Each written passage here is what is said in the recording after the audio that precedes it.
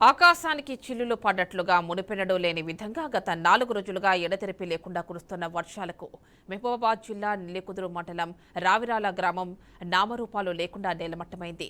భారీ వర్షానికి చెరువు కట్ట తెగిపోవడంతో గ్రామంలోకి వరద నీరు ఒక్కసారిగా రావడంతో అనేక ఇళ్లు కూలిపోయాయి. ఇళ్లలోకి వరద నీరు చేరడంతో నిత్యావసర వస్తువులు తడిసి ముద్దయ్యాయి. గ్రామంలో దాదాపు 5 ఇళ్లు నేలమట్టమయ్యాయి. 25 ఇళ్లు పాక్షికంగా దెబ్బతిన్నాయి. 150 గొర్రెలు కొట్టుకుపోయాయి. పంట పొలాలు దెబ్బతిన్నాయి. ఓ ఆటో బైక్ కొట్టుకుపోయాయి. వరదకు తట్టుకోలేక భయంతో రాత్రి డాబాలపైకి చేరి ఆర్తనాదాలు పెట్టుకున్నామని, ఇప్పటి వరకు అధికారులు కూడా వచ్చి పలకరించలేదని గ్రామస్తులు ఆవేదన వ్యక్తం చేస్తున్నారు. తమను ఆదుకోవాలని, లేదంటే ఇక్కడే ప్రభుత్వం వచ్చే వరకు కూర్చుంటామంటున్నారు.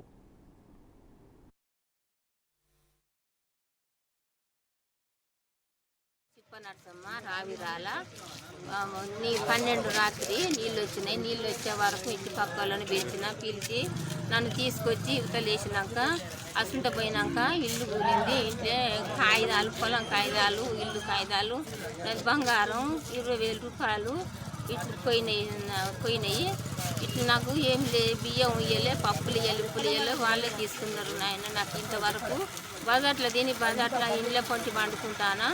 నాకేం లేదు. నాకు ప్రభుత్వం నాకు ఇల్లు కట్టియాలి. నాకు 5 బిడ్డలు ఒక కొడుకు. ఇప్పుడు నాకేం లేదు. మీరు ఇచ్చినాక నేను ఇక్కడ నిరాటించబట్టినే ఉంటాను. నాకు ఏది లేదు. ఇల్లు కట్టియాలి. నాకు ఏం భూములు లేవు, ఆస్తులు లేవు, పాతులు లేవు. మా ఆయన లేడు. నేను ఒక్కదాన్నే ఉన్నా. జరిగిపోయింది. ప్రభుత్వం మమ్మల్ని ఆదుకోవాలి. నాకు ఇల్లు కట్టాలి. Main point. నాకు ఏం లేదు. ఆశలు ఆశలు నాకు ఏం జరగలేదు. అన్ని నష్టాలు అయిపోయినాయి. భూమి కాగితాలు, ఇల్లు కాగితాలు అన్నీ ఖరాబ్ అయిపోయినాయి. ఏం లేదు ఆయన నాకు.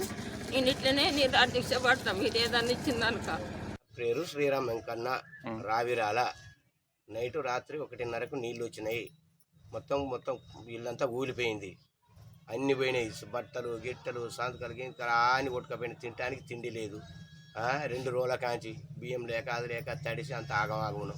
ప్రభుత్వం మమ్మల్ని ఆదుకోవాలని మేము ఆలోచన ఆశీర్వదిస్తున్నాం. దండం పెడుతున్నాం.